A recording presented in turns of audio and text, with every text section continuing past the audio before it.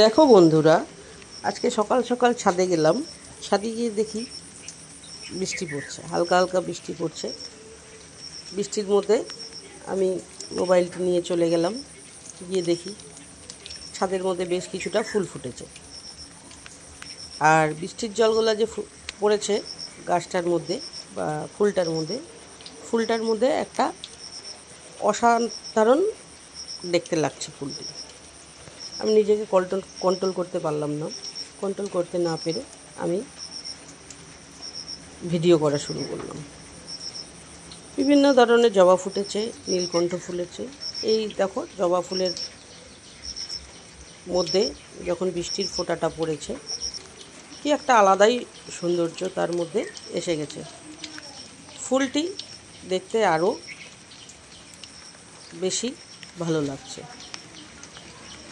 বিভিন্ন ধরনের ফুল আছে গাছে, বিভিন্ন ধরনের গাছ আছে ছাদে। আমার ছাদ বাগানটি আমি হয়তো অত যত্ন করতে পারি না, কিন্তু আমি চেষ্টা করি এই ডিউটির ফাঁকেও যাতে আমি ছাদ বাগানটাকে ভালো রাখি।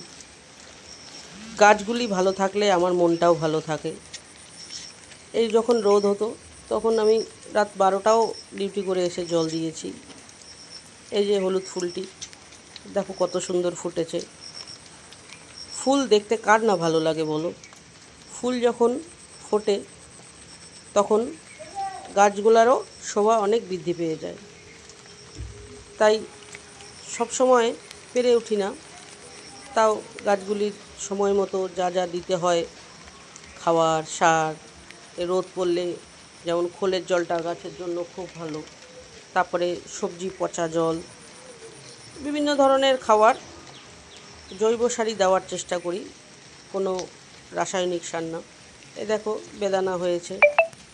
গাছগুলি আমি বড় করতে পারি না, অল্প অল্প বড় হলেই আমি গাছগুলির মাথাগুলা কেটে দিই। কেন, ছাদের গাছ বেশি বড় হলে ভালো লাগে না। এই যে এখানে একটা পদ্ম গাছ আছে। পদ্ম একটা নেই, অনেকগুলিই আছে। এই গামলার মধ্যেই লাগিয়েছিলাম, 2 বছর হলো। এর আগের বছর অনেক ফুল ফুটেছিল, এবার এখনও ফোটা শুরু হয়নি, ফুটবে হয়তো। বিভিন্ন ধরনের খাবার তাদের দিতে হয়। বিভিন্ন ধরনের গাছ আছে, বিভিন্ন ধরনের সার ব্যবহার করতে হয়। এমনকি ছাদে আমার কমলা লেবু গাছও আছে, মৌসুমি গাছও আছে। এই দেখো একটি শিব ঠাকুর, ছাদের মধ্যে আমি এই শিব ঠাকুরটাকে বসিয়েছি। এটা পূজা করা হয়, প্রতিদিনই পূজা করা হয়। ছাদে একটা বেল গাছও আছে, বেল পাতা দিয়ে শিব ঠাকুরটাকে দেওয়া হয়। এটা একটা অপরাজিতা সাদা, নীলও অপরাজিতা আছে, সাদাও অপরাজিতা আছে। চেষ্টা করি তোমরা আমার পাশে থেকে সহযোগিতা করো, আমি যাতে আরও ভালো কিছু তোমাদেরকে উপহার দিতে পারি, আরও কিছু গাছ ভালোভাবে লাগাতে পারি, যাতে ফুল ফুটাতে পারি। তোমরা একটু আমার সাথে থেকে আমাকে সহযোগিতা করো, তাহলে হয়তো আরও ভালো করতে পারো।